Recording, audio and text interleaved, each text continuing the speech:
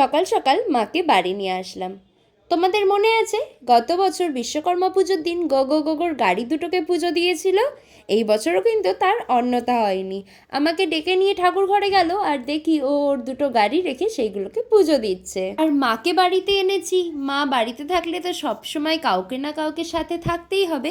তাই মাকে সমস্ত ওষুধপত্র দিয়ে আমি বেরোলাম আমার গাড়িটায় পুজো দিতে। সাথে কাকে নিয়ে যাচ্ছি দেখো।